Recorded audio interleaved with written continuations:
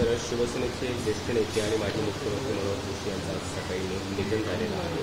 मी त्यांच्यासोबत कार्यकाळ त्यांचा पाहिलेला असं तुमची भावना व्यक्त करतो. राज्याचे माजी मुख्यमंत्री, शिवसेनेचे ज्येष्ठ नेते आणि लोकसभेचे माजी अध्यक्ष श्री मनोहर जोशीजी यांचं आज निधन झाल्याची वार्ता आज सकाळीच मला माहिती मिळाली आणि अतिशय दुःख झालं.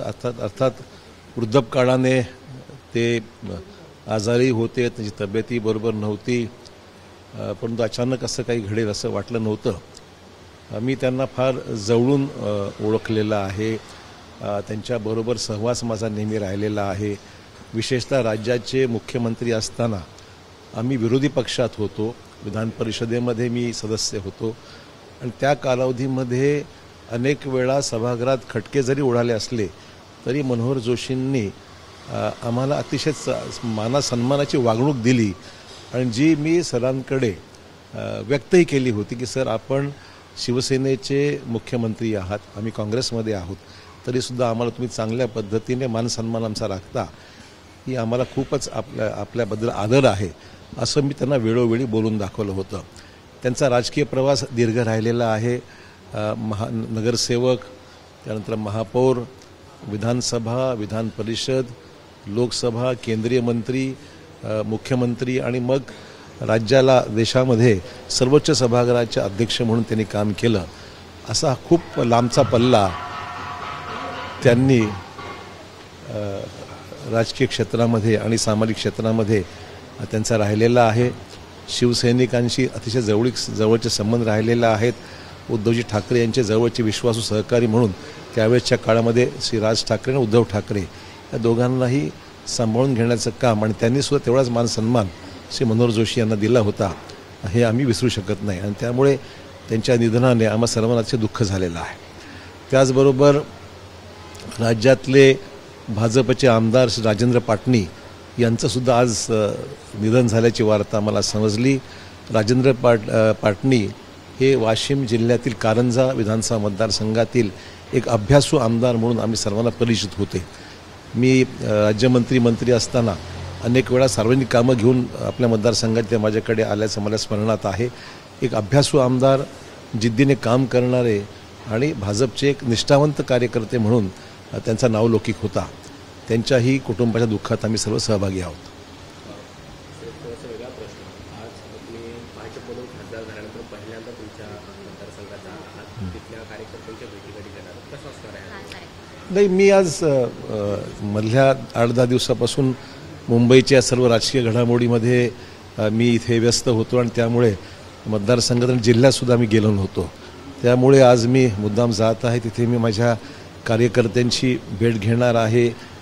भाजपमधील आमदार आणि अगोदरच्या माझ्या पक्षातले सुद्धा जुने सहकारी माझे जे आहेत त्यांच्याशी मी भेट घेणार आहे आणि 4-5 दिवसांमध्ये निश्चितच राजकीय परिस्थितीचं आकलन निश्चितच होईल आणि माझ्या जिल्ह्यामध्ये निश्चितच मला खात्री आहे की लोक मनापासून मला साथ देतील.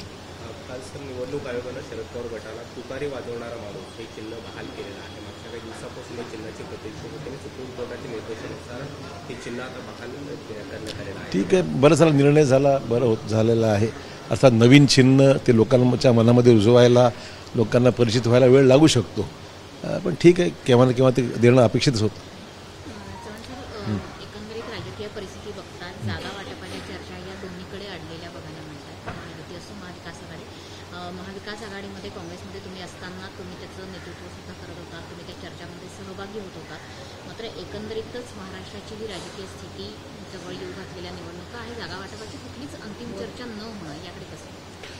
नाही, महाविकास आघाडीच्या चर्चेच्या बऱ्याच अंशी मी सहभागी होतो आणि त्याच्यामुळे जे काही चाललं आहे ते मला थोडंसं कल्पना होती, परंतु गेल्या 8 दिवसांमधल्या घडामोडीची मला काही कल्पना नाही आणि मग त्या स्वारस्यसुद्धा नाही. त्याच्यामुळे त्यांनी काय निर्णय घ्यायचा ते घेतीलच, परंतु आता भाजपामध्ये आल्यानंतर भाजप सेना, मुख्यमंत्र्यांची शिवसेना, शिंदेसाहेबांची आणि अजित पवारांचा राष्ट्रवादी असं मिळून आम्ही, मला वाटत नाही फारशी काय अडचण येईल ह्याच्यात. अर्थात माझी माहिती अद्यापही मी घेतलेली नाही, परंतु निश्चितच सामंजस्याने हा प्रश्न मार्गी लागेल याबद्दल शंका नाही मला.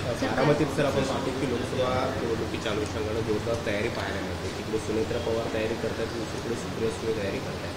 सुनेत्रा पवार जर निवडणुकीच्या रिंगणात उतरल्या तर तुमच्या सोबतच्या त्या उमेदवार असणार आहेत, तर कशा पद्धत तुमची तयारी मतदारसंघामध्ये असणार आहे सुप्रिया सुळे यांच्या? मला खरंच तिथली काहीच माहिती नाही.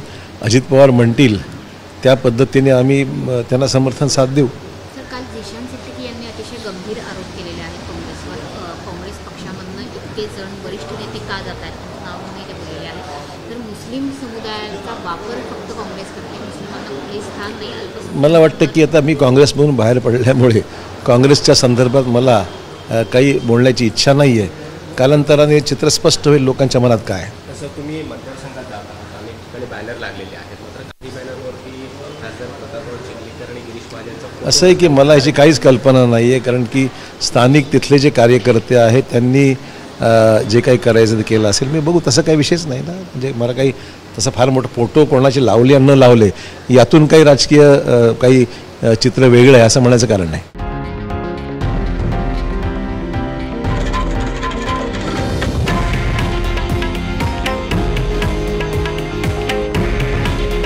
हे आहे देशातील नंबर 1 न्यूज नेटवर्क आणि आपण पाहत आहात TV9 मराठी. काळजी तुमची, हित महाराष्ट्राचं.